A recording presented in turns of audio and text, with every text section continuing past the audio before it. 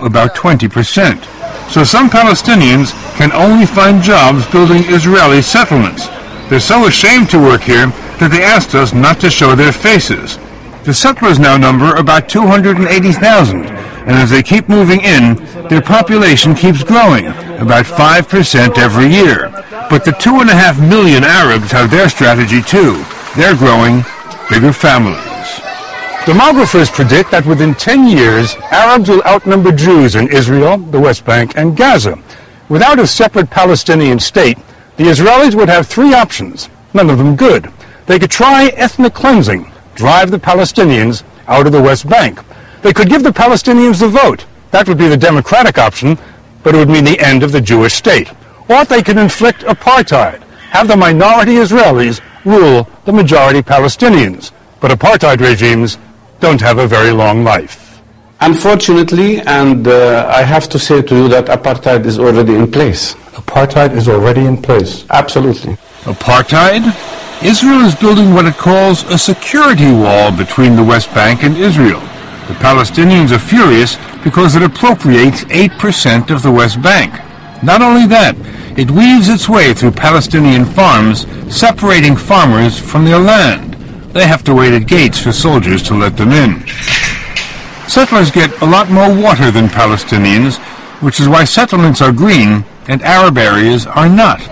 Moderate Israelis who deplore the occupation used to believe passionately in a two-state solution. No longer. Meron Ben-Venisti used to be deputy mayor of Jerusalem. Israeli leaders and Palestinian leaders are negotiating a two-state solution. What do you think the prospects are? Prospects are nil. The geopolitical condition that's been created in 1967 is irreversible. Cannot be changed. You cannot unscramble that egg. Does this mean that the settlers have won? Yes. And the settlers will remain forever and ever? I don't know forever and ever, but they will remain and will flourish.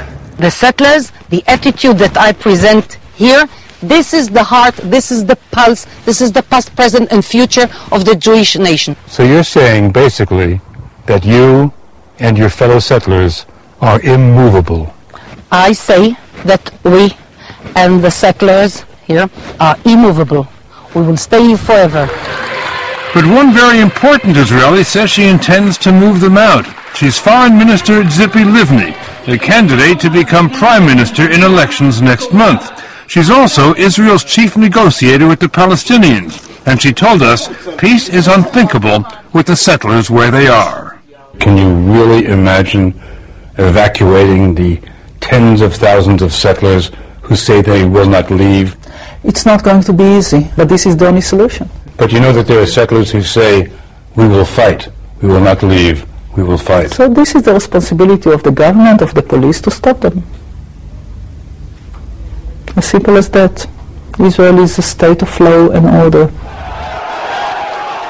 And disorder.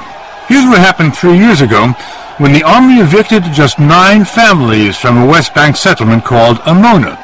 It was chaos, the first time since the creation of the state that Jews were in pitched battle against Jews. To Israelis of all stripes, it was not a pretty picture, and it made the government loath to try again. Officials fear that more battles to empty settlements could rip Israel apart. They're afraid that religious officers in the army, and there are an increasing number of them, would disobey any order to evict settlers. There will be a mutiny in the army. A mutiny in the army? I think a mutiny against such an illegal order will make our army only stronger. The army is evicting Arabs from their homes in East Jerusalem, which Palestinians hoped to make their capital. Outraged, Arabs tried to save their homes, but the Israelis had the guns. Israel demolished more than 100 Arab homes in the past year, ruling they'd been illegally built. Arabs say this is just another tactic to drive them out. But officials say they also knocked down unauthorized Jewish buildings on the West Bank.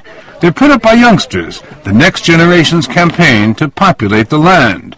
Daniela Weiss told us they will not be stopped.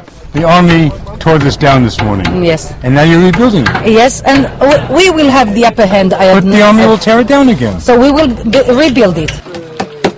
The experience shows that the world belongs to those who are stubborn, and we are very stubborn. Stubborn, she says, because they were ordered to populate this land by no less an authority than God.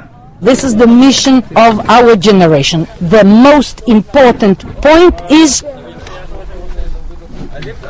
this: to hold strong to the soil of the Holy Land.